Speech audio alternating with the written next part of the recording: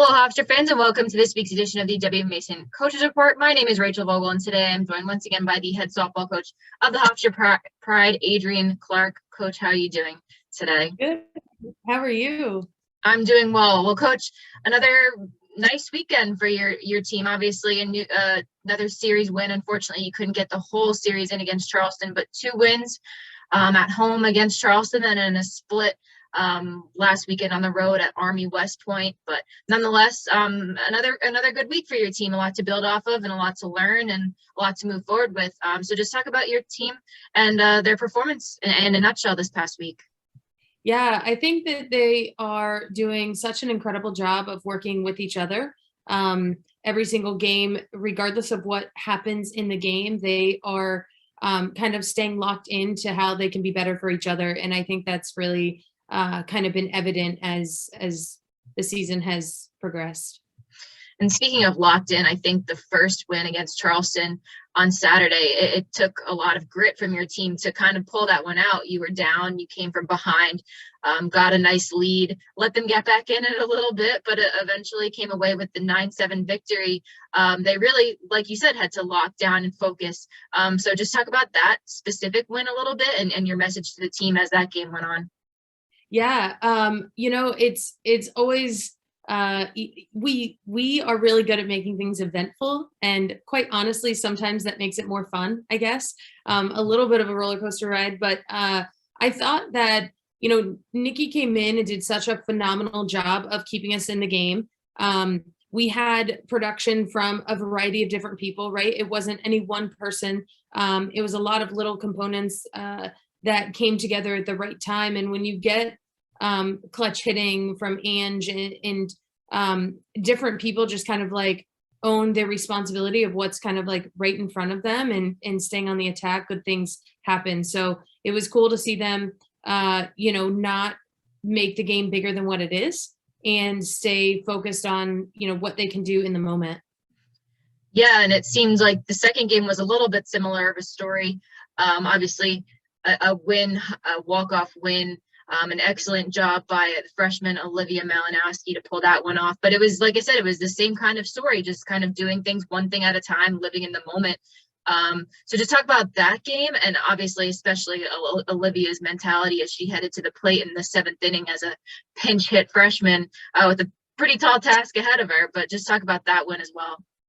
Yeah, I think we were able to utilize the short game a bit, and that allowed us to put some pressure on the defense and put ourselves in the driver's seat. And being able to be versatile in using any part of the game or any tool that you have in your toolbox, right? Like Megan Giordano, she had 3 bunts on the day, right? And ordinarily she would be one that we would have swing, but we needed certain things at certain times that would allow us to be in a position to have somebody else have an opportunity, right? And it was really cool to see Olivia kind of come in and just get it done. I mean, she has done such an incredible job coming off the bench in pinch hit situations. I believe she's like hitting 444 we put her in positions when we need run production or we need a sac fly, and she has succeeded almost every single opportunity that she's had. And I think it just speaks to her ability to just lock in with what's right in front of her. And it was so incredible to see a freshman come up and just kind of get it done. I mean, there's something so pure and authentic about someone young on the team getting that opportunity, and she just hacked. Yeah, she did, and it was nice to see. Obviously, like you said, just the what you were able to do with the different situations in your lineup. As you mentioned, Megan Giordano, you definitely don't see her bunting, and I'm sure that surprised a lot of teams, but everybody seemed to really get the job done, and that's what you're definitely going to need heading into the next stretch. Well, just individually, some players, as you mentioned, Angelina Iapolo, she was a huge part in this conference, these 2 conference series so far. She's got 7 RBIs, and then the hitting has really seemed to come alive from several other players. Amanda Mafucci, as we talked about last week, has been putting the ball in play. Casey Collins has been putting the ball in play. Chelsea Manto obviously doing her thing out there. Sam Ward and Devin Lasco are doing their thing. And Alia Catanzarita, we can just, as we mentioned, just rattle off everybody through the lineup. So just who are some players who have stood out to you in just big situations and any situation?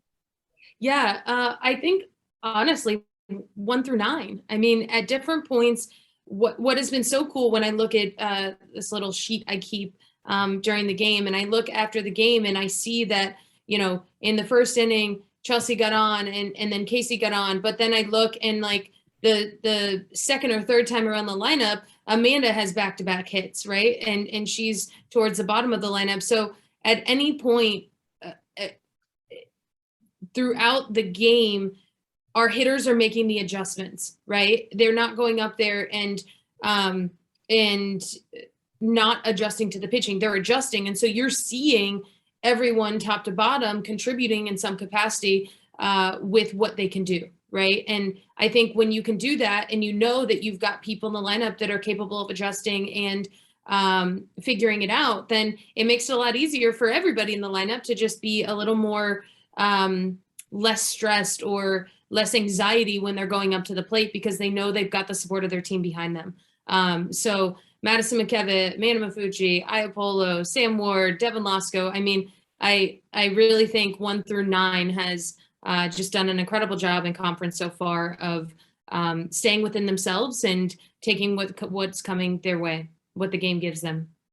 Ask for much more than that. Well, this weekend, you'll head down to Harrisonburg, Virginia, atop the CAA standings nonetheless, which has got to feel pretty good, heading down to James Madison, who kind of hasn't been their self lately, but again, just obviously a very competitive team within the conference, coming off some tough series against UNCW this past week. So just talk about the Dukes and what you expect to see from them this weekend.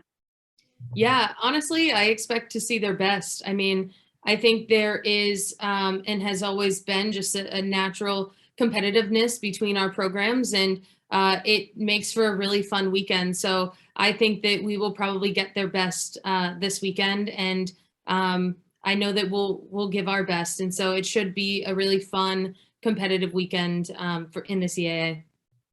Definitely. Well, once again, Hofstra fans, the Pride is back in action in Harrisonburg, Virginia at James Madison, April 9th and 10th for a doubleheader. And then again on Sunday, a doubleheader on April 9th and Sunday, a single game at 1 p.m.